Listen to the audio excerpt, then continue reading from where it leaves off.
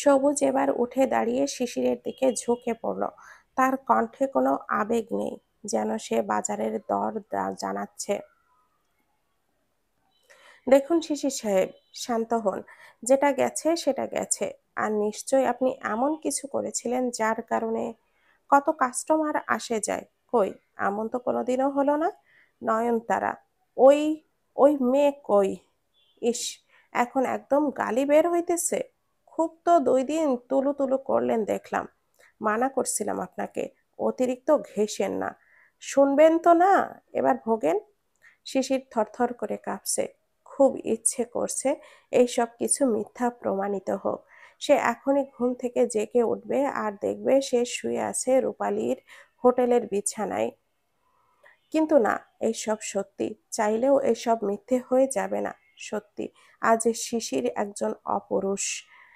খাবারের ভেতর ঘুমের ঔষধ মিশিয়ে খাইয়ে নয়নতারা এই কাজটা ঘটিয়ে পালিয়েছে। ঘুমের ঘোরে ব্যথা বোধ কিংবা কি হচ্ছে তার বিন্দুমাত্র বোধ শক্তি শিশিরের হয়নি। রক্তের নরম স্রোতে ভেসে গেছে গোটা বিছানা। শরীর হাল ছেড়ে দিয়ে মস্তিষ্ক অবশীতল করে দিয়েছে। ফলে জ্ঞান হারিয়েছিল শিশির। এমন যদি হতোই, তবে সে কেন বেঁচে রইল? মরেই তো যেত না হয়। এই বেঁচে থাকার কোনো মানে নেই। নেই কোনো। কেন জ্ঞান ফিরল তার? শিশিরের ইচ্ছে করছে চিৎকার করে কাঁদতে, কিন্তু পারছে না সে, পারছে না। বুকের ভেতর ভেঙে গড়িয়ে চূর্ণ বিচূর্ণ হচ্ছে সবকিছু। নয়নতারা, কি করলে তুমি? কেন করলে? বোকা শিশির। নয়নতারা সেই রাতে শুধু আপনার পুরুষত্বই কাটেনি, সে আপনার সব অহংকারও কেটে নিয়েছে। আপনি তো বলেছিলেন নারীরা কেবল দেহের পোশাক। এখন আপনিই তো খোসা ছাড়ানো নারকেলের মতো পড়ে আছেন। এখন আপনি শুধু শরীর, যার ভেতরে আর কোনো জোর নেই, অহংবোধ নেই। আপনি বেঁচে থাকবেন মরে যাবার জন্য। এটাই আপনার সবচেয়ে বড় শাস্তি, সবচেয়ে বড় অভিশাপ। অভিশপ্ত জীবনে আপনাকে স্বাগতম। সবুজ উঠে দাঁড়ালো। আমি এবার যাব। আপনার জ্ঞান ফিরছে। আমার মুক্তি ভাই। নয়ন কোথায়? আবারও জানতে চাইল শিশির। সবুজ ঠোঁট উল্টে বলল, ফুরুত, বনের পাখি বনে উড়ে গেছে। সবুজ ভাই, হেয়ালি করবেন না খবরদার। আমার সাথে রাগ দেখাবেন না। আমি আপনার কোনো কিছুই করি নাই। নয়নেরে আমি নিজেই খুঁজতেছি, বুঝেছেন? এত বড় অঘটন ঘটাইয়া সে কি এখনো বৈশ্যা পোলাও বিরিয়ানি খাবে? কি আক্কেল! শিশির আরো কিছু বলতে যাবে, ঠিক তখনই তার চোখ ছানা বড়া হয়ে উঠল। সে দেখল ধীর পায়ে হেঁটে আসছে পুলিশের একটি দল। সামনে লম্বা মেটারাম এক অফিসার, আর তার মুখে বিরক্তির ছাপ স্পষ্ট। মনে হচ্ছে সকালে কড়া লিকারের চা খেয়ে তার মুখ বিষাদ করে এসেছে। সবুজ যেন হাঁপ ছেড়ে বাঁচল। সে ঝট করে পুলিশ অফিসারের দিকে এগিয়ে গেল। তার চোখে মুখে বিরাট এক নির্দোষ সেজে বসার চেষ্টা, কিন্তু গলার স্বর কাঁপছে থরথর করে। স্যারদের দিকে হাত জোর করে বলল, স্যার, আমারে আগে ক্লিয়ার করেন।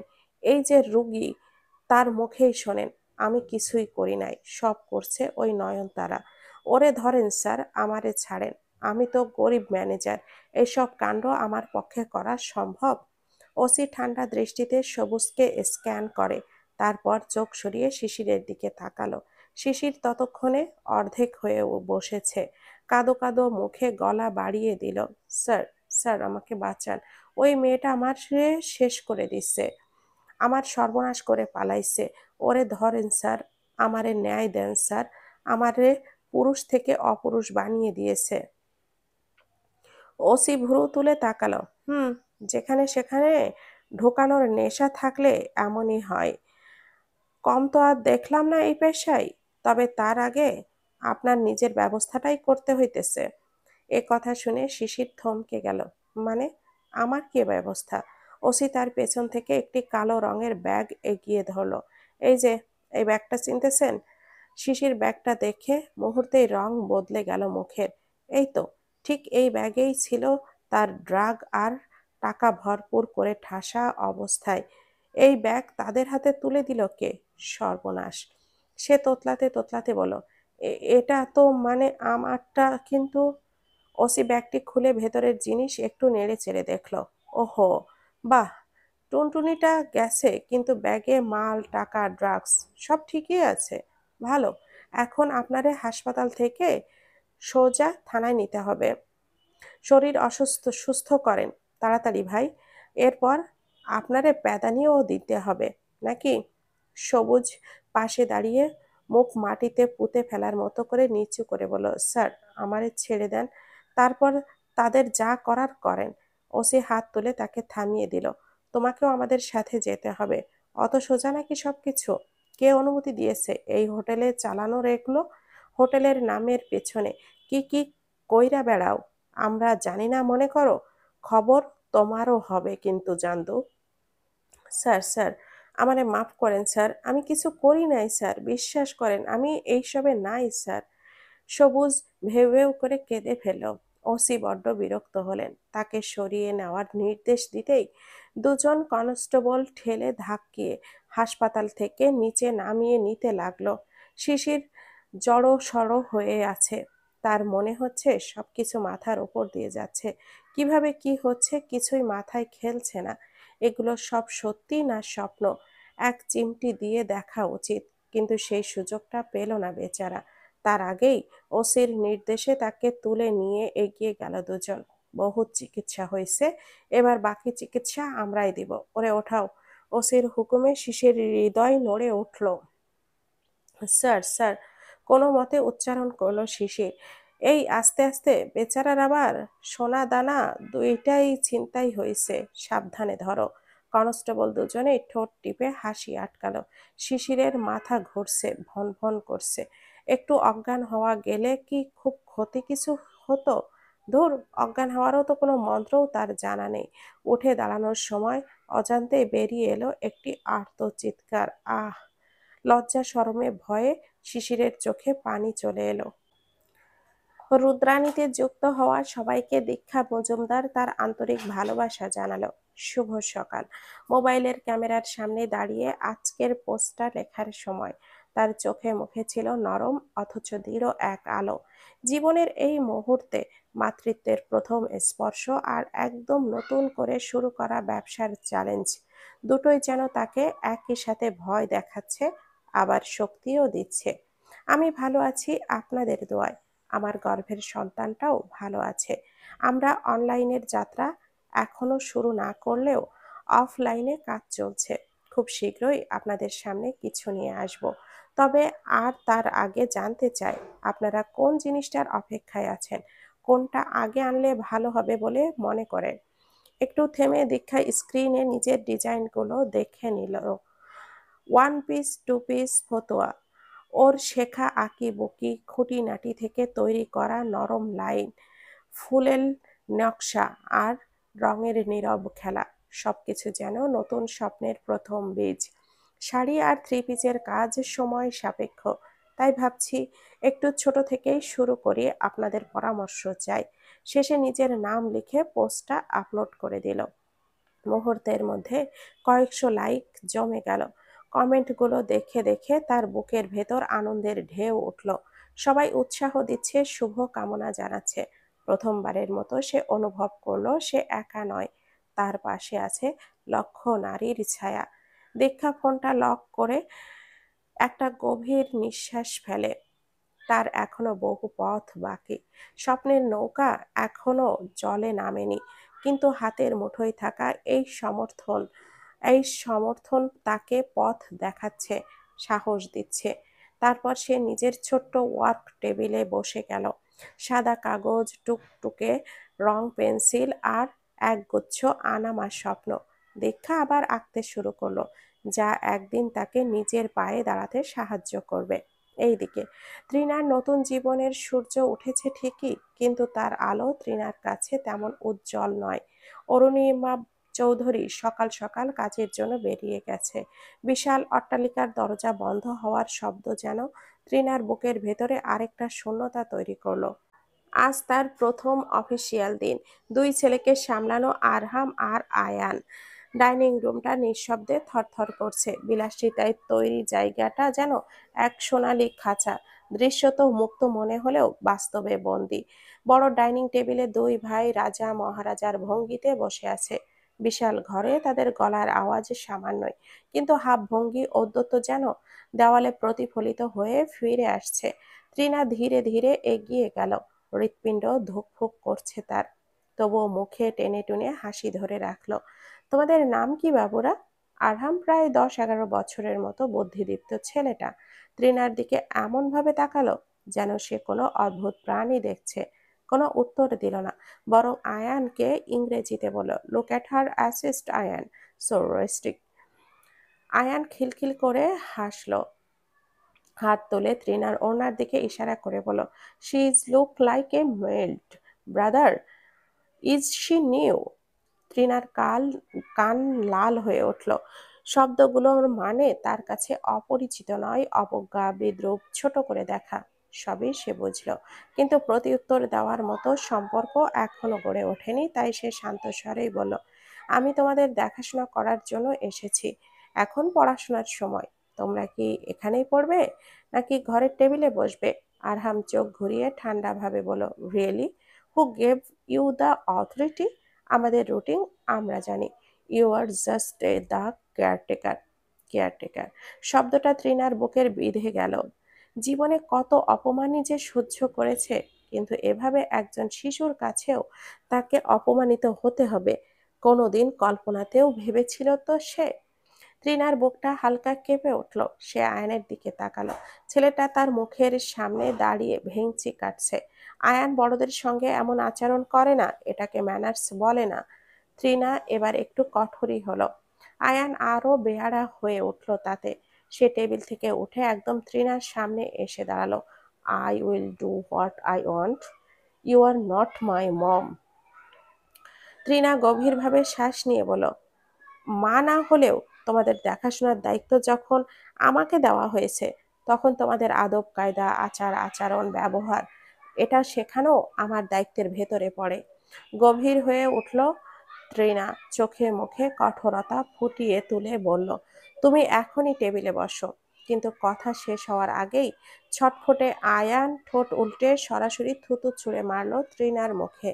ঘরের বাতাস স্থির হয়ে গেল সঙ্গে সঙ্গে। 1 সেকেন্ড তৃণা কিছুই বুঝতে পারল না, তারপরই দপ করে জ্বলে উঠল মগজের ভেতরটা। এত বয়সে প্রথম এমন অপমান, তাও কিনা হাঁটুর বয়সী একটা ছেলের কাছে। কি বেয়াদব, কি অসভ্য! রাগে গা জ্বলে গেল তৃণার। মেজাজ হারিয়ে চড় দিয়ে বসলো হঠাৎ করেই। একটা থাপ্পড়ে পড়ে গেল আহানের গালে। অসভ্য ছেলে! দাঁত কিড়মিড় করে তৃণা বলল, মাটা তো এই জন্যই মরে গেছে, বেঁচে থেকে এইসব বেয়ারাপনা দেখতো নাকি? শব্দগুলো বেরিয়ে আসার সাথে সাথেই তৃণার বুকটা ধক করে উঠল, কিন্তু ততক্ষণে দেরি হয়ে গেছে। আয়ানের ভাষা ভাষার চোখ জোড়ায় চিকচিক করে ওঠা নোনা জল। এই ছেলেটাও কম জেদি না। একটা কাজের মেয়ে তার গালে চড় মেরেছে, আয়ান চৌধুরীর গালে। আয়ান এক মুহূর্ত দেরি করল না, কামড় বসিয়ে দিল তৃণার হাতে। ওর পাতলা তীক্ষ্ণ দাঁত ভেদ করে ঢুকে পড়ল চামড়ার ভেতরে। তৃণার চামড়ায় ব্যথা বিদ্যুৎ ছুটে গেল। আহ! চিৎকার বেরিয়ে এলো তার মুখ থেকে। রক্তের ধাতব গন্ধ ভেসে উঠল। হাতের ওপর আঁচড়ের মতো দাঁতের দাগ ফুটে উঠেছে। এতক্ষণ মজা দেখছিল আরহাম, এবার সে ঝটকা দিয়ে উঠে দাঁড়ালো। You bitch! সাহস কত বড় তোমার! সে চিৎকার করে উঠল। আমার ভাইকে মারো, আজ পাপা আসুক, দেখি তোমাকে। তৃণা তার হাত চেপে ধরে মুখ নামিয়ে দ্রুত রুম ছাড়ল। তার মুখে এখনো থুতুর দাগ, হাতে কামড়ের দগদগে যন্ত্রণা, মনে এক অপমানের ধাক্কা। গতকাল পর্যন্ত সে ভাবতো পালিয়ে এসে বাঁচল সে। শিশিরের মারধর, অপমান, অনিশ্চিত জীবন সব থেকে মুক্তি পেল। কিন্তু আজ, আজ আবার একটি শিশুর হাতে অপমানিত হতে হলো। একটি শিশুর কামড়ের রক্ত ঝরছে, আরেকটি শিশুর গাল মন্দে হৃদয় রক্তাক্ত। নতুন জীবন, নতুন আশ্রয়, সবটাই হঠাৎ করে ধাঁধায় পরিণত হলো। তৃণা বুঝে গেল এই বাড়িটাও তাকে সহজে গ্রহণ করবে না। এখানে তার প্রতিটা দিন, প্রতিটা মুহূর্ত হবে এক একটা পরীক্ষা। সন্ধ্যা নেমেছে। চারপাশে ঝিঝি পোকাদের সম্মিলিত ডাক। বকুল সেই তখন থেকেই অস্থির অস্থির করছে, বারবার ঘরের ভেতরে আসে যায়। আজ শান্তর আসার কথা, সেই আশাতেই সে নিজেকে যত্ন করে গুছিয়েছে, যা কোনো দিন করেনি তাই করেছে। নতুন ভাঁজ ভাঙা হালকা গোলাপি রঙের থ্রি পিস বের করে পড়েছে, চুলগুলো বেনি গেথে মাথায় ওড়না টেনেছে, চোখের নিচে একটু কাজল লাগিয়েছে। তারপর মনে হলো ভালো লাগছে না, তাই কাপড় দিয়ে ঘষে তুলতে গিয়ে লেপ্টে গেলেও চোখের নিচ পানি দিয়েও উঠল না। বকুলের মনটাই খারাপ হয়ে গেল তাই দেখে। কোনো লুকোচুরি নয়, আর আজ শান্তকে তার মনের সব কথা খুলে বলবে। ভালোবাসার প্রথম স্বীকারোক্তি, যা এতদিন কেবল তার বুকের গভীরে জমা ছিল বছর বছর ধরে। তার অস্থিরতা টের পেল বাড়ির সকলেই। রান্নাঘরের থালা বাসন হাত থেকে একটু পর পর ছুটে পড়ছে, তাই দেখে খালেদা বেগম অবাক গলায় বলেন, এই মেয়ে, কি হয়েছে তোর? শরীর খারাপ? না পপু। লজ্জায় প্রায় দৌড়ে পালিয়ে গিয়েছে বকুল। এই মন উচ্চাটনের খবর সে কাউকে জানাবে কেমন করে? ঠিক 7টা বাজতেই গেটে কড়া নড়ার শব্দ হলো। বকুল বিদ্যুৎ স্পর্শের মতো করে ছুটে গেল। তার হৃৎপিণ্ড ততক্ষণে গলা পর্যন্ত উঠে এসেছে। গেট খুলে সামনে সার্থককে দেখেই বকুলের সমস্ত শরীর হিম হয়ে গেল। লোকটা একদম সময় মতো এসেছে। শান্ত গেট পেরিয়ে ভেতরে এলো। পরনে পরিষ্কার শার্ট, হাতা কনুই অবধি গোটানো। এই শীতেও মানুষটার গায়ে আলগা কোনো সোয়েটার নেই। চোখে একটা নতুন ধরনের উজ্জ্বলতা। সে বকুলের দিকে তাকালো, কিন্তু তার দৃষ্টিতে সেই অভিমান বা হাসি কোনোটাই নেই, বরং একটা গম্ভীর গুরুত্বপূর্ণ কথার আভাস। শান্ত ভাই, আসুন আসুন। বকুলের কণ্ঠস্বর কাঁপছে, তবে সে চেষ্টা করলো স্বাভাবিক থাকা। শান্ত ভেতরে ঢুকলো, কিন্তু বকুলের দিকে বিশেষ মনোযোগ দিল না। তার চোখ শুধু ভেতরের ঘরের দিকে। দীক্ষা আপা ভেতরে আছে? শান্তর প্রশ্নটা সরল, কিন্তু বকুলের কানে সেটা যেন বারুদের মতো ফাটল।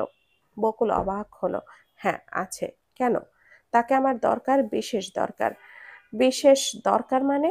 আহ, বিরক্ত করিস না, জরুরি দরকার, এই যা। একটা কথা আছে। বকুলের মেরুদণ্ড বেয়ে একটা শীতল ঘাম ফোঁটা ছুঁয়ে গেল। কি কথা? কণ্ঠস্বর এবার অস্বাভাবিক আরে কাঁপছে। চেয়েও গোপন করতে পারছে না হৃদয়ের দুর্বলতা। শান্ত অবাক হলো, একই সঙ্গে ভুরু কুঁচকালো। তা তোকে জানতে হবে না। বকুল চোখ সরালো। তার চোখ ভার ভার লাগছে। নিশ্চয়ই অবাধ্য পানিরা এসে জড়ো হয়েছে। সেই পানি আর কেউ দেখুক না দেখুক, এই মানুষটা না দেখুক, এই মানুষটার সেই অধিকার নেই। ইনি তো বকুলের কেউ নন। কিছু কথা অনেক দিন ধরে গোছাচ্ছি, বুঝেছিস? আজকে ওনাকে বলতে চাই। আল্লাহ জানে শোনার পর কি রিয়াকশন দেয়, তবে আশা করি ভালোই দেবে। এই আমাকে ফিটফাট লাগছে তো? না মানে, ওনার সামনে দাঁড়াতেও তো একটা যোগ্যতা লাগে, সেইটুকু তো আছে নাকি? কিরে, ওইদিকে চেয়ে আছিস কেন? এইদিকে তাকা। এই বকুল। বকুল নিচু হলো, বাহানা করলো কিছু একটা পড়ে গেছে গা থেকে। চট করে মুছে নিল চোখ জোড়া, মুখ তুলে সামান্য হাসলো, মলিন হাসি। ধরা গলায় আওড়ালো, দারুণ লাগছে, একদম যোগ্য। সত্যি বলছিস? ঝলমলে শোনালো শান্তর কণ্ঠস্বর। একদম, 3 সত্যি। যা, দোয়া করে দেই তোরে আল্লাহ ভালো কিছু দেখ। এই শোন, কি চাস আমার কাছে? যা চাইবি তাই দিব, সত্যি বলতেছি। চাইবো? কি চাইবো আপনার কাছে? বকুল শুধালো। যা খুশি, শান্তর জবাব। যা চাইবো তা কি আপনি আদৌ দিতে পারবেন শান্ত ভাই? শান্ত থতমত খেয়ে গেল। কেন, অনেক দামি নাকি? অনেক দামি, অনেক দামি। আপনার সাধ্য কই? বকুল আবার মুখ ফিরিয়ে নিল। বারবার চোখ ভরে উঠছে তার, সেই সঙ্গে দুমড়ে মুচড়ে যাচ্ছে বুকের ঠিক মধ্যিখানটায়। কোনো মতে বলো, যান ভেতরে যান, আপা আছে। তুই কোথায় যাস? জাহান্নামে। আপনার ব্যাপার না। বকুল দ্রুত গতিতে পা চালিয়ে প্রায় দৌড়ে পালালো, আর এক মুহূর্ত দাঁড়ালো না। চোখ উপচে টপ টপ করে পড়তে লাগলো নোনা বৃষ্টির ধারা। এই দুঃখ, এই কষ্ট কেবল তার একার। এখানে শান্তর কোনো ঠাঁই নেই, এক চুল পরিমাণও নয়। ওর যাওয়ার দিকে অবাক দৃষ্টি জোড়া মেলে তাকিয়ে রইল শান্ত, ভ্যাবদার মতো। ঠোঁট ভেঙে অজান্তেই আওড়ালো, আজব তো। তারপর নিজেরা রওনা হলো কাঙ্ক্ষিত ঘরটির দিকে। বুকের ভেতর যুদ্ধের দামামা বাজছে কেউ। আচ্ছা, সে কি বলবে নাকি শুনে দীক্ষার কাছে একটা হাসির পাত্র হয়ে উঠবে? মেয়ে মানুষের মন তো বোঝা যায় না। তারা ভাবে সব আবেগ শুধু মেয়েদেরই দখলে, ছেলেদের ভেতরে কিছু নেই। শীতের বাতাস জানালার শার্শিতে ধাক্কা খেয়ে যাচ্ছে অবিরাম।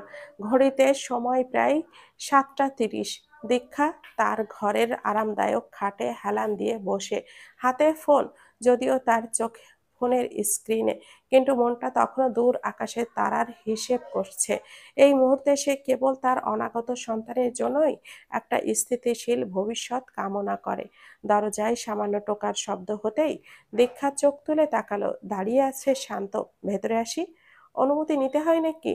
শান্ত সামান্য জড়তা ভাবে ভেতরে ঢুকলো। তার চোখে মুখে এক ধরনের দ্বিধা, যেন সে এক বিশাল সত্য বলার ভাব নিয়ে দাঁড়িয়েছে কোনো রানীর দরবারে। দীক্ষা ফোন নামিয়ে রেখে হাসলো। তারপর, কি ব্যাপার, আপনি এলেন শেষমেশ? মান অভিমান ভাঙলো তাহলে? লজ্জায় লাল হলো শান্তর নাকের পাটা। এমন কিছু না, আমি কিন্তু সব বুঝি। দীক্ষা মিটমিট করে হাসছে। শান্তর ভীষণ ভালো লাগছে দেখতে। সে এগিয়ে এসে বসলো দূরত্ব বজায় রেখে। না মানে এমনি এলাম। শরীর কেমন আছে আপনার? বেশি দুর্বল লাগছে না তো? দুর্বলতা তো একটু আছেই, তবে আমি সামলে নিচ্ছি, চিন্তা করবেন না। একটু পর দুজনের মধ্যে শুরু হলো কাজের কথা। শান্ত নিজেকে গুছিয়ে নেওয়ার চেষ্টা করছে এই ফাঁকে। আমি ভাবছিলাম আমাদের কাজটা এবার শুরু করে দেওয়া দরকার। বেশি দেরি করা ঠিক হবে না, কি বলেন? প্রথমে আমরা 3 পিস দিয়ে শুরু করি, ওতে ডিজাইনগুলো বেশি ফুটে উঠবে। দীক্ষা মাথা নাড়ালো। কাজ তো শুরু হয়ে গেছে অলরেডি, তবে 3 পিস নয়, 1 পিস, 2 পিস এগুলো আগে ধরবো। এগুলো আবার কি? শুধু জামা বলে 1 পিস, আর পায়জামা সহ 2 পিস। ও, ওগুলোতে খাটুনি কম। 3 পিস বা শাড়ি, ওগুলোতে বিশাল ব্যাপার। শুরুতে এত বড় কিছু তৈরি করা আমার ভয় করে। তাছাড়া পুঁজিরও একটা ব্যাপার আছে। তা ঠিক আছে, চিন্তা করবেন না, আমি আপনাদের ওপর চাপ ফেলবো না। আরে না না, এসব কি কথা, আমি সব সামলে নেব। আপনি শুধু ডিজাইনগুলো ধরিয়ে দিন, আমি ওস্তাদকে বুঝিয়ে দিব। শান্ত কথা বলে যাচ্ছে, অথচ তার হাত দুটো মুঠোর ভেতরে। সে নিজের অজান্তেই বারবার হাত মুঠো করছে, খুলছে, যেন কোনো একটা কথা তার গলায় দলা পাকিয়ে যাচ্ছে, যা কিছুতেই বাইরে আসছে না। দীক্ষা শান্তকে দেখলেও নীরবে। এই ছেলেটা সবসময় একটা অস্থিরতার ভেতর দিয়েই থাকে, তবে আজকের এই তোলপাড় অন্যরকম, অন্য কিছু ইঙ্গিত। কিছু কি হয়েছে? দীক্ষার চোখ এড়ায় না। দীক্ষা প্রসঙ্গ পাল্টাতে হঠাৎই বলে উঠল, কিছু হয়েছে? আপনাকে এরকম দেখাচ্ছে কেন? কিছু বলতে চাচ্ছেন আমাকে? বলুন না। আসলে আপনি কি ভাববেন সেই ভয়েই। শান্ত মাথা নিচু করলো। তারপর হঠাৎই দীক্ষার চোখের দিকে তাকালো। সেই চোখে কোনো কটূক্তি নেই। আমি কিছু মনে করব না, আপনি যা বলতে চান বলুন প্লিজ। তবুও দোনমনো করলো শান্ত। সত্যি বলবে নাকি বলবে না, এখনো ভেবে চলেছে সে। কি হলো, এখনো দ্বিধায় ভুগছেন?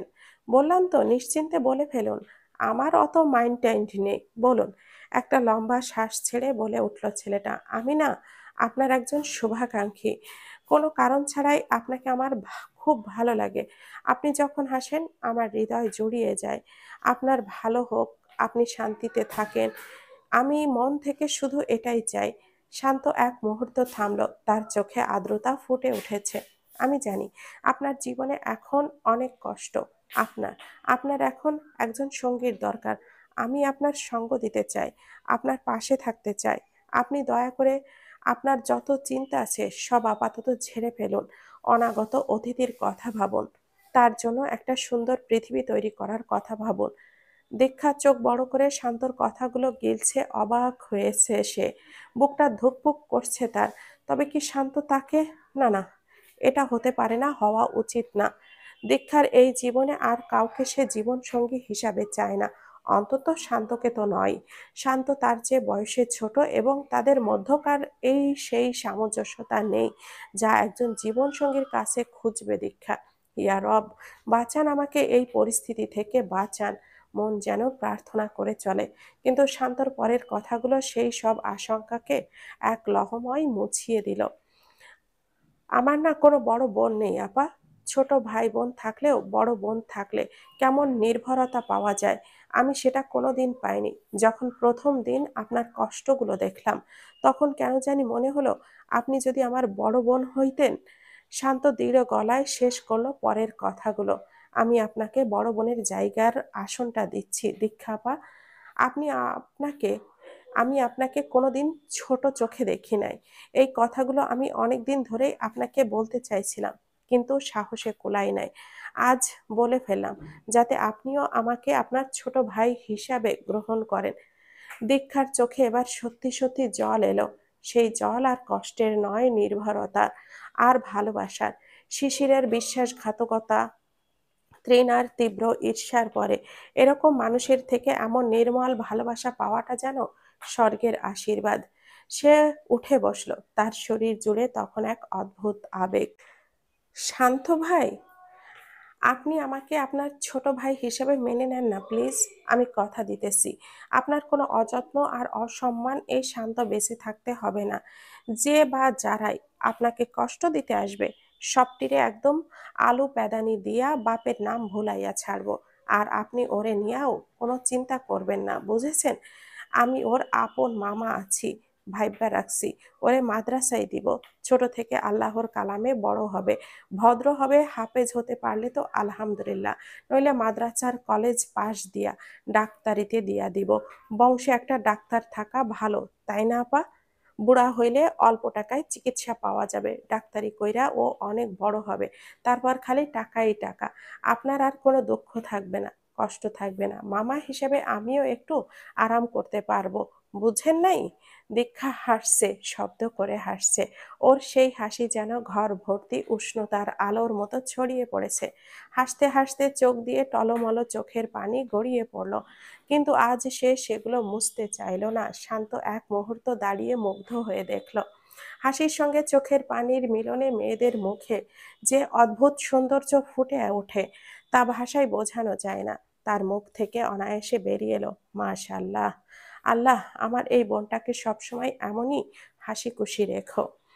দীক্ষার জীবনের সব শূন্যতা যেন ধীরে ধীরে পূর্ণ হতে শুরু করেছে। রাব্বুল আলামিন একে একে তার দুঃখগুলো সরিয়ে দিয়ে সুখের আলো ঢেলে দিচ্ছেন। সেই আলোতে দীক্ষার মন নতুন করে বাঁচার শক্তি পাচ্ছে। কিন্তু পৃথিবীটা সবসময় এমন সমান না।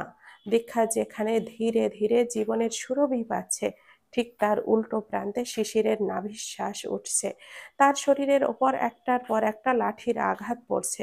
প্রতিটা বাড়িতেই চোখের সামনে লাল, নীল, সবুজ, হলুদ এক একটা রং আতশবাজির মতো ফেটে উঠছে। তবুও ওসি সাহেব একটু মানবিক।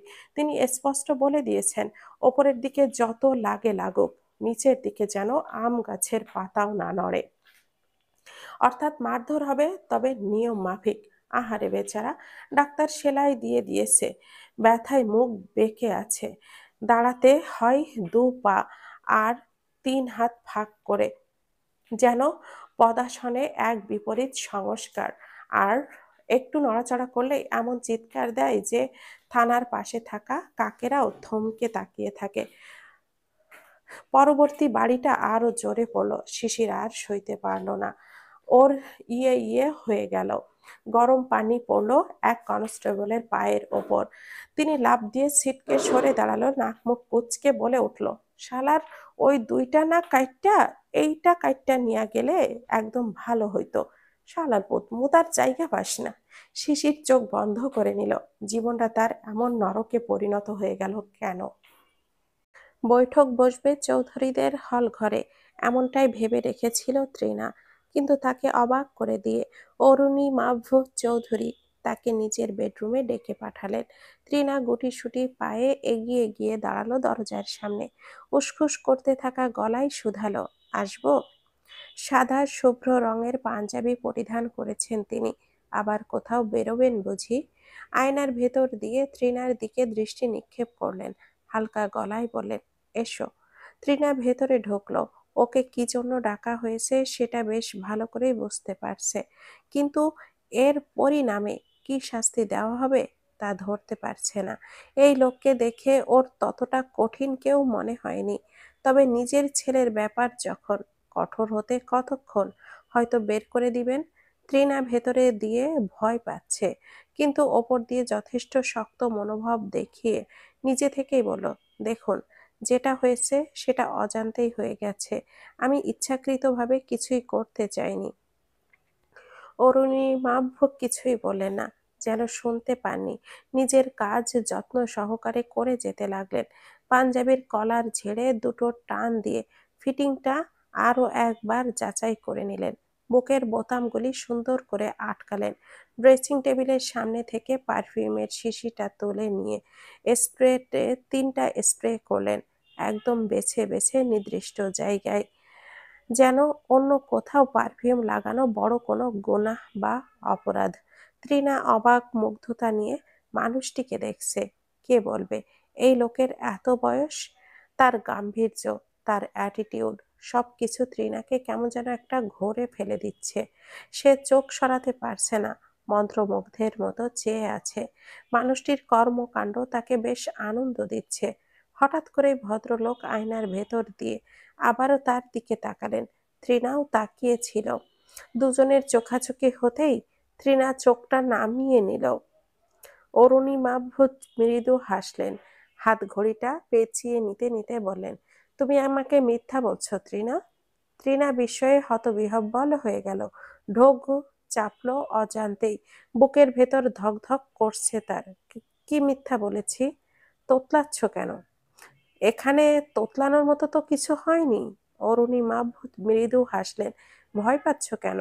এর মানে সত্যি কি তুমি আমাকে মিথ্যা বলেছ? তৃণা কোনো রকমে জবাব দিতে পারল না। একটু আগের ঘোর কেটে গেছে তার। এই মুহূর্তে মানুষটিকে আর সরল নয়, বরং বেশ জটিল লাগছে। কঠিন নয়, ইস্পাত দৃঢ় মনে হচ্ছে। তৃণা আবারও ঢোক গেল। এই বাড়িটা ছাড়া তার মাথার উপরে আর কোনো ছাদ নেই। এই বাড়ি থেকে বের করে দিলে তার কোথাও যাওয়ার জায়গা থাকবে না। যেভাবেই হোক ওনার পায়ে পড়ে গেলেও এখানেই থাকার ব্যবস্থা করতে হবে। অরুণিমা বের হলেন। অত্যন্ত জরুরি মিটিং আছে তার। আজ রাতটা ফিরবেন না আর। টেবিলের ওপর অনেকগুলো কাগজ ছড়িয়ে ছিটিয়ে রয়েছে। সেখান থেকে কিছু পেপার আলাদা বাছাই করে নিয়ে উনি একটা ব্যাগে ঢোকাতে ঢোকাতে কথা ছুড়ে দিলেন, আমার 2 সন্তান, আমার হৃৎপিণ্ডের 2টো অংশ। তাদের মা চলে যাওয়ার পর আজ পর্যন্ত কোনো দিন আমি তাদেরকে শাসন করিনি। যখন যা চেয়েছে তাই দিয়েছি। যেখানে তুমি এসেই আমার কাছে আয়ান সবটাই বলেছে। তবে সেই বলাতে যে মিথ্যেও মেশানো আছে তাও আমি জানি। ওরা যে মা হারিয়ে বকে গিয়েছে সেটা আমি আরো আগে থেকেই বুঝতে পেরেছিলাম, কিন্তু কখনো ওদেরকে বুঝতে দেইনি। ভেবেছি ওরা না কষ্ট পাক। যে তুমি যেটা করেছো সেটা একদিক দিয়ে ঠিক, আবার একদিক দিয়ে ভুল। কিন্তু আয়ান তোমাকেও পাল্টা ভাবে আঘাত করায় কথা কাটাকাটি হয়ে গেছে। পরের বার থেকে তুমি শুধু শাসন করবে, কিন্তু কখনো শারীরিকভাবে বা আঘাত করে না। যদি করেছো তবে এই বাড়িতে সেই দিনই তোমার শেষ দিন। তৃণার মাথা যেন নিচু হয়ে শুনল। মৃদু মাথা ঝাঁকালো। অরুণিমা আর কিছু বললেন না, বেরিয়ে গেলেন। তবে একটা খচখচানি রেখে গেলেন তৃণার ভেতরে। তিনি কি মিথ্যা কথা বললেন? তৃণার কোন সত্যিটা সে জেনে গেছে? ভাবতে ভাবতে মাথায় চক্কর দিয়ে উঠল। মেয়েটার গা গুলিয়ে এলো। সহ্য হলো না। দৌড়ে অনির্বাণ চৌধুরীর বাথরুমেই হড়বড় করে বমি করতে বসলো সে। অরুণিমা চৌধুরী গাড়িতে বসে ড্রাইভারকে বললেন গাড়িটা সোনাডিঙির উদ্দেশ্যে ঘোরাতে। আজ সে ছোট্ট একটা মিথ্যে বলেছে তার ছেলেদেরও। কোনো অফিসিয়াল মিটিংয়ে নয়, বরং সে যাচ্ছে আজ এমন একজনের সাথে দেখা করতে যে পুরো সোশ্যাল মিডিয়ায় একটা আলোড়ন তৈরি করে ফেলেছে মাত্র একটি পোস্টের মাধ্যমে। বর্তমানের ভাইরাল টপিকে উপনীত হয়েছে। সেই মেয়েটির ব্যাপারে জানতে গিয়েই তৃণার সংযোগ পেয়েছে অরুণিমা। এত ছোট্ট একটা মেয়ে কি করে এত বড় প্রতারণার জালে জড়ালো কে জানে। আপাতত তৃণাকেও কিছু জানতে দেয়নি সে। সঠিক সময়ে সবটাই জানাবে। তার আগে সেই মেয়েটির সঙ্গে দেখা হওয়া দরকার। তার গল্পটা সামনাসামনি শোনা প্রয়োজন। আজ সকাল থেকেই দীক্ষার মনে এক ধরনের অসহায় অস্থিরতা বিদ্যমান। কিন্তু কে জানে সবকিছু কেমন লাগছে। সামান্য শব্দেই বুকের ভেতরটা কেঁপে কেঁপে ওঠে। কোথাও কি খুব খারাপ কিছু হচ্ছে, নাকি খারাপ কিছু হতে যাচ্ছে? কিছু উঁচা টানে মন বাড়ি এত উথাল পাথাল। খালেদা মেয়ের মাথায় তেল দিচ্ছে রোদে বসে। দীক্ষা চুপটি করে বসে চেয়ে রয়েছে দরজার দিকে। বারবার মনে হচ্ছে আজ কেউ আসবে, কেউ আসবে। কিন্তু কে আসবে? শিশির? ভাবতেই ভেতরটা নড়ে উঠল। না না, ওই মানুষটার মুখপানে দেখতে চায় না সে। হে আল্লাহ, তুমি আমার মন শান্ত করে দাও, এই অস্থিরতা কমিয়ে দাও। দীক্ষা নিচু স্বরে ডাকলো, মা। খালেদা জবাব দিলেন সংক্ষেপে, হুম। একটা কথা বলো তো, আল্লাহ তো আমাদের খুব ভালোবাসেন, তাই না? তাহলে কেন আমাদের এত দুঃখ দিয়ে, কষ্ট দিয়ে কেন দেন? খালেদার মুখ মৃদু হাসি ফুটিয়ে তুলল। শান্ত স্বরে জবাবে বলতে লাগলেন, আল্লাহ আমাদের ভালোবাসেন বলেই দুঃখ কষ্ট দেন। কারণ দুঃখ কষ্ট ছাড়া মানুষের ঈমান, হৃদয়, ধৈর্য কোনোটাই পরিপূর্ণ হয় না। যাকে আল্লাহ ভালোবাসেন তাকে তিনি পরীক্ষা করেন। এই পরীক্ষার ভেতর দিয়েই মানুষ পাপ মুক্ত হয়, শক্ত হয়, সুন্দর হয়। আর যারা অন্যায় করে তারা দুনিয়াতেই ভালো থাকে কেন? ওদের তো কষ্ট হওয়া উচিত। দুনিয়া তো জাহান্নামীদের জান্নাত আর মুমিনের কারাগার। দুনিয়ায় কষ্ট হবেই। যারা আল্লাহর পথে থাকে তারা কষ্টের মাধ্যমে উচ্চ মর্যাদা পায়। আর আল্লাহ কোনো প্রাণীর ওপর তার সহ্যের বাহিরে কষ্ট চাপিয়ে দেন না। মানে আমাদের যে দুঃখ আসে তা আমাদের শক্তির মধ্যেই দেওয়া হয়। তিনি মেয়ের মাথার ওপরে স্নেহের হাত রেখে বলেন, যে কষ্ট তুই ধৈর্য ধরলি, সেই কষ্টই তোর জন্য রহমত হয়ে যাবে। কষ্ট মানে শাস্তি না, কষ্ট মানে আল্লাহর ডাক। তুই যদি ধৈর্য রাখিস, আল্লাহ তোর জন্য আরো ভালো কিছুই রেখে দিয়েছে ইনশাআল্লাহ। সময়ের ব্যবধান মাত্র। দীক্ষা মৃদু শ্বাস ফেলল। খালেদা বললেন, কিন্তু এইসব কেন জিজ্ঞাসা করছিস? আবার ওইসব নিয়ে ভাবছিস তুই? এদিকে ওদিকে মাথা দোলালো দীক্ষা। না মা, ভাবছি না। কিন্তু মনে কেন যেন শান্তি নেই। কেমন যেন লাগছে, অস্থির অস্থির লাগছে, ভয় হচ্ছে। আবার কোনো খারাপ কিছু। তার মুখের কথা কেড়ে নিয়ে খালেদা বলেন, একদম উল্টাপাল্টা ভাবিস না। ভরসা আছে না আল্লাহর ওপর? তিনি নিশ্চয় দুর্বলের সঙ্গে আছেন। মনের ভরসা আর দৃঢ়তা রাখ। এই সময়ে এই রকম হুটহাট অস্থিরতা বেড়ে বসবেই। তাই এবার তোর সন্তান সুস্থ হলে তাকে দুনিয়াতেই আসুক, তারপর দেখবি তোর শক্তি কত গুণ বেড়ে যায়। তোমরাও অনেক শক্তি বেড়ে গিয়েছে আমাদের জন্মের পর, তাই না মা? তাই না আবার? তোর দাদি তো কিরকম খ্যাচ খ্যাচ করতো আমার সাথে সারাদিন। এটাতে দোষ, ওটাতে দোষ, যেটাই করি ভুল। আমি কিছুই বলতাম না, ভয় পেতাম। কিন্তু তোরা যখন হলি, এরপর আমার জোরই অন্যরকম হলো। তোদের দিকে বিন্দু মাত্র আঙ্গুল কেউ তুললে আমি তার আঙ্গুলটা ভেঙে দিতাম। শেষ বয়সে আমার শাশুড়ি আমার কাছে ক্ষমা চেয়েছিলেন। মানুষটাকে আল্লাহ ভালো রাখুন। হুম। বাবা চলে যাওয়ার পরেও তুমি আমাদের দুই। দীক্ষা হঠাৎই চুপ হয়ে গেল। খালেদাও বুঝতে পারলেন নীরবতার কারণ। যতই মুখে বলুক ত্রিনা তার সন্তান না, কিন্তু ওর জন্য তো তার হৃদয়ও পুড়ে ছারখার। যতই দূরে সরিয়ে দিক না কেন, হৃদয়ে তো খুব কাছাকাছি তার অবস্থান। চাইলেই নারীর সম্পর্কে ছিন্ন করা যায় না, যত রাগ অভিমান থাকুক। খালেদার বুকের ভেতরে কত বড় পাথর চাপিয়েছেন তা সে কোনোদিনও কাউকে বোঝাতে পারবে না। খালেদা আঙ্গুল চালাতে লাগলেন, দুপুরে কি খাবি? একটু ভর্তা করে দেই? দীক্ষাও প্রসঙ্গ ঘুরিয়ে ফেলল। আনমনে জবাব দিল, করো। ঝাল একটু বেশি করে দিও। আচ্ছা। বকুল কোথায়? আছে কোথাও, ঘরে তো নেই। সারাদিন পুকুর ঘাটে কি করে? বসে থাকে ভালো লাগে নাকি ওর নিরিবিলি জায়গা? হুম, গ্রামে থাকার এই এক মজা রে মা। খোলামেলা পরিবেশ, হাঁটার বসার অফুরন্ত জায়গা পাওয়া যায়। আবার গোফালও আছে, কাজের সময় গাড়ি পাওয়া যায় না, হাসপাতাল কত দূরে। দীক্ষা হাসলো।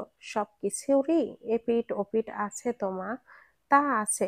আচ্ছা শোন না, বলো। খালেদা বেগম উসখুস করছেন। বলবে কিভাবে? দীক্ষা আবার অন্য কিছু ভেবে বসবে কিনা। কিন্তু না বললেও তো উপায় নেই। এখন না গেলে পরে তো আর যেতে পারবে জার্নি করে। কি হলো মা, বলো। আবারও বলল দীক্ষা। খালেদা বেগম ভাবনার সুতো ছিঁড়লেন। আমি বলছিলাম কি, এই 2 মাস ঢাকায় থাকলে হতো না? হাসপাতাল কাছাকাছি, প্রয়োজনে তো যখন তখনই পড়তে পারে। দীক্ষার চোখ মুখ শক্ত হয়ে উঠল। ঢাকায় কই থাকবো মা? তুমি কি আমাকে আবার ওই বাড়ির উঠো? না না, ওখানে কেন? ছি, আমি এটা বোঝাইনি। আমি বলতে চাচ্ছি, আলাদা একটা বাসা নিয়ে 2 মাস থাকা যায় না? তুই আর আমি এখানে সামলানোর জন্য তো বকুল তো আছেই। ওই সময় না হয় এইসব সবাই এলো, হাসপাতালের কাছাকাছি বাসা নিব।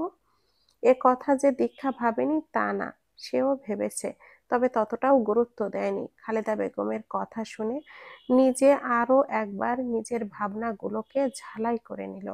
তাদের বাড়ি থেকে বড় হাসপাতাল যেতে সময় লাগে 40 মিনিটের মতন, তাও যদি মুহূর্তে গাড়ি ঘোড়া পাওয়া যায়। দীক্ষার ইচ্ছে অপারেশনের ভেতর দিয়েই না যাওয়া, তবু আল্লাহর ইচ্ছে তো বলা যায় না, কি আছে কপালে। সব ভেবেই প্রস্তুতি নিয়ে রাখা উচিত। এসব নিয়ে ভাববার এখন আর কেউ নেই। হয়তো সব ঠিক থাকলে শিশির সব গুছিয়ে রাখতো, কিন্তু নেই বলে যে হেলাফেলা করবে দীক্ষা, তা নয়। একটা নতুন প্রাণকে পৃথিবীর আলো দেখানো কোনো ছেলে খেলার বিষয় না। সুতরাং দীক্ষাকেই এর জন্য বেস্টটা বেছে নিতে হবে। মেয়েকে গভীর চিন্তায় ডুবে যেতে দেখে খালেদা বেগম হাতের মৃদু ধাক্কায় বললেন, কি রে মা, কি ভাবছিস এত? আমার কথায় আবার অন্য কিছু নিস না যেন। দীক্ষা সম্বিত ফিরে পেয়ে জবাব দিল, আরে না, আমি আবার অন্য কি ভাববো? তুমি বললে তো, আমি শুনলাম। দেখি সময় আসুক, আর আমি ভাবি। ঢাকায় একটা বাসা খুঁজে ওঠাও তো কম হ্যাপা না।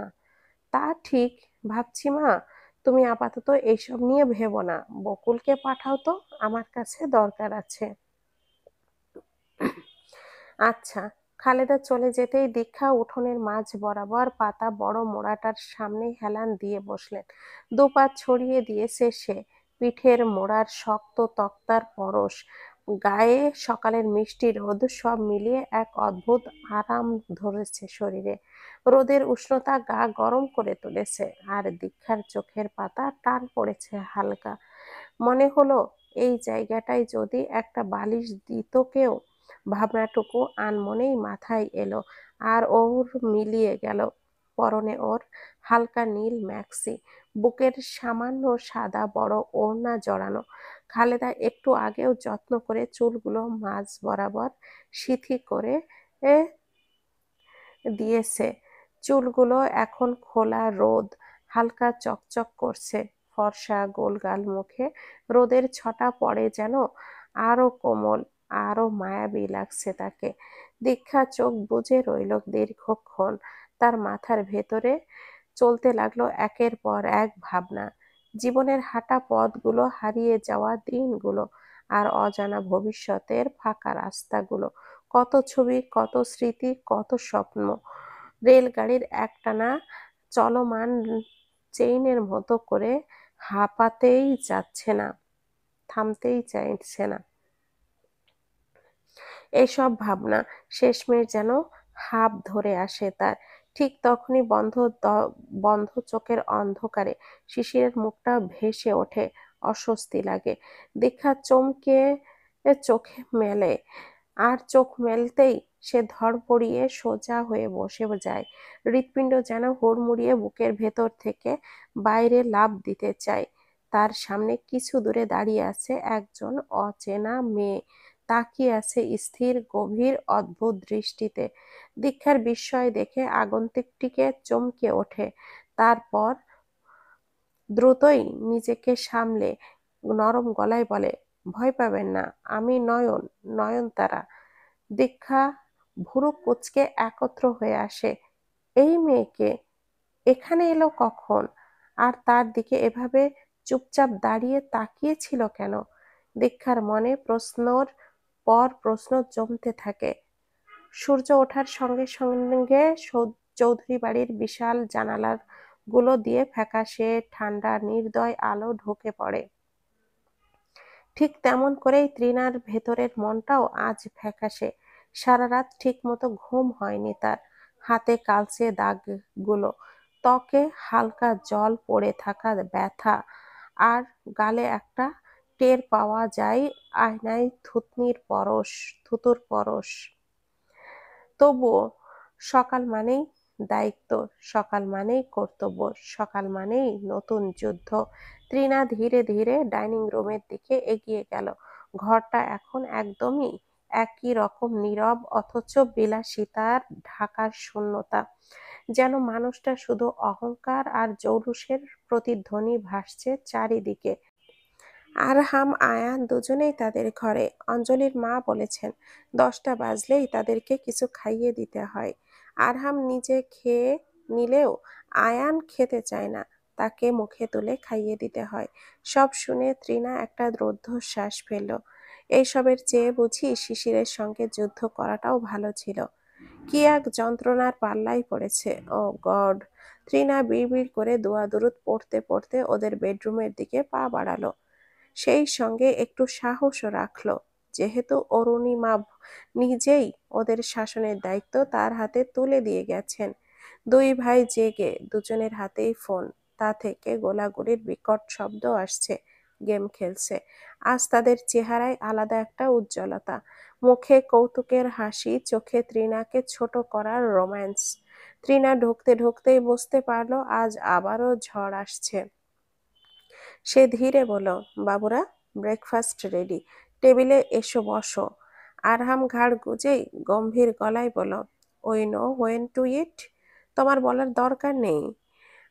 আয়ান পায়ের উপরে পা তুলে বসে। সে কাট করে বলে, she is thinking she is our step mom now. Trina গলায় শক্তি এনে শান্ত স্বরে বলল, আমি মা নই ঠিকই, কিন্তু তোমাদের শাসন করার দায়িত্ব আমায় দেওয়া হয়েছে। তোমাদের পাপাই আমাকে বলেছেন তোমাদের রুটিন ঠিক করে রাখতে। দুই ভাই একসঙ্গে এমনভাবে হেসে উঠল যেন কেউ একটা বোকা কৌতুক শুনিয়েছে। আরহাম তৃণার দিকে এগিয়ে বলল, পাপা, পাপা নাকি তোমাকে বলেছে আমাদের শাসন করতে? We don't believe that. Ayaan এবার আরো চোখ সরু করে বলল, পাপা তো আমাদের শাসনই করে না। আর তোমার মতো কাউকে কি পাপা বলবে আমাদের রুলস শেখাতে? তুমি তো মাথাই নষ্ট করে ফেলছো। তৃণা মুখটা শক্ত করলো গতকালকে থাপ্পড় আর কামড়ের পর। আজও তাদের একই আচরণ। তার ধৈর্য ভেঙে পড়তে চাইছে। সে পূর্বের ন্যায় ধীর গলায় জবাব দিল, কাল যা হয়েছে সেটা খুব ভুল হয়েছে। আমি তোমাদের মারধর করব না, কিন্তু শাসন করব। তোমরা যেভাবে ইচ্ছা আচরণ করতে পারো। এই বাড়ির নিয়ম আছে। আরহাম ভুরু নাচালো এই শুনে। রুলস? তুমি? You know follow our rules. না হলে এ টিকে থাকতে পারবে না। তৃণা এবার কড়া গলায় বলল, টিকে থাকার কথা আমাকে ভাবতে হবে না। তোমাদের আচরণ ঠিক না হলে সবাই জানবে, তোমাদের পাপাকেও বলতে হবে। আয়ান ঠোঁট উল্টে বলল, ইউ আর ব্ল্যাকমেইলিং আস। তৃণা কঠোরভাবে তাকিয়ে রইল। না, আমি আমার দায়িত্ব পালন করছি। এই যেন কথাটা দুই ভাইকে আরো খেপিয়ে দিল। আরহাম সামনে এগিয়ে এসে তৃণার একদম মুখোমুখি দাঁড়ালো। তার চোখে বয়সের চেয়ে বেশি অহংকার। লিসেন, তুমি একটা কেয়ারটেকার। আমাদের উপরে তোমার কোনো রাইট নেই। So stop acting like you own this house. তৃণার গলা শুকিয়ে গেল, কিন্তু সে পিছিয়ে গেল না। এই বাড়ির কেউ না হলেও আমাকে বলা হয়েছে তোমাদের ব্রেকফাস্ট, পড়াশোনা সবকিছু রুটিন ঠিক রাখতে। তোমরা যদি আমার কথা মতো না চলো তাহলে কি করব? আয়ান তৃণার কথা কেটে দিয়ে বলল, এগেইন স্লিপ আস। তৃণার মুখটা শক্ত হয়ে গেল। আর কখনো তোমাদের গায়ে হাত তুলবো না, কিন্তু তোমাদের অন্যায়, অভদ্রতায় চুপ করে থাকবো না। আমি অন্যায় সহ্য করতে পারি না, বুঝেছো?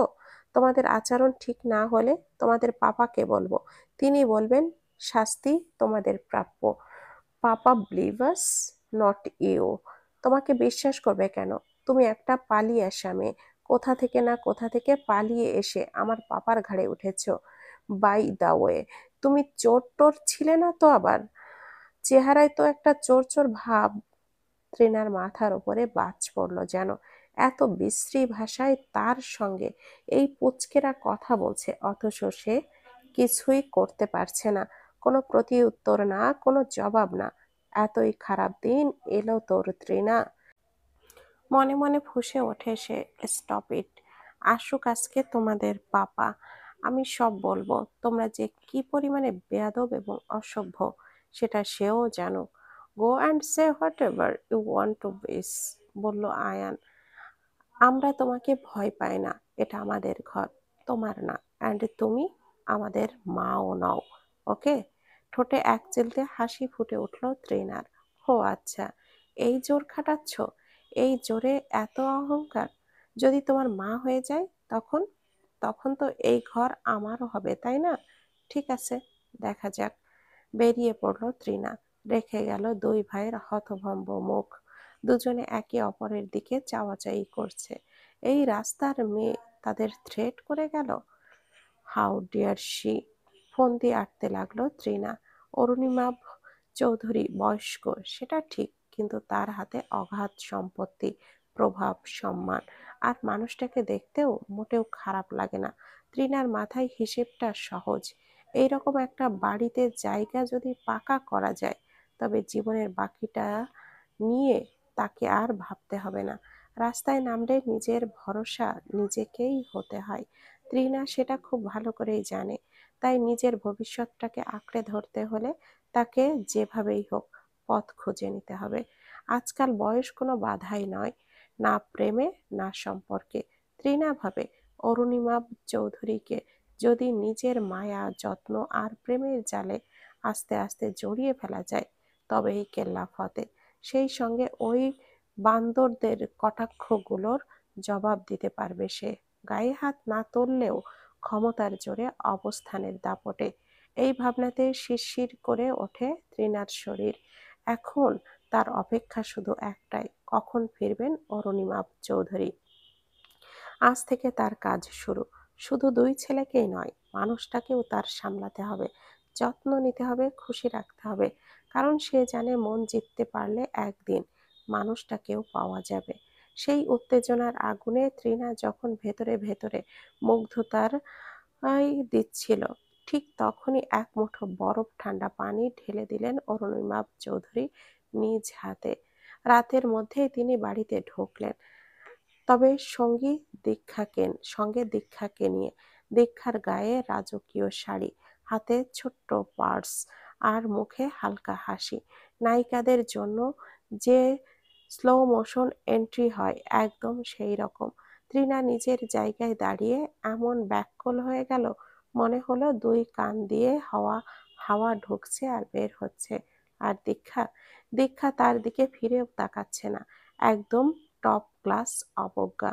যেন তৃণা কোনো মানুষ না, ভ্যাকুয়াম ক্লিনারের স্ট্যান্ড বাই বোতাম। চলল রাজকীয়ভাবে ওয়েলকামিং গ্রিট। অভ্যর্থনা শেষ হতেই অরুণিমা গম্ভীর গলায় বলেন, আজ থেকে তুমি ম্যাডামের সেবা করবে, বুঝেছো? ম্যাডামের যা প্রয়োজন সব নিজের হাতে করবে।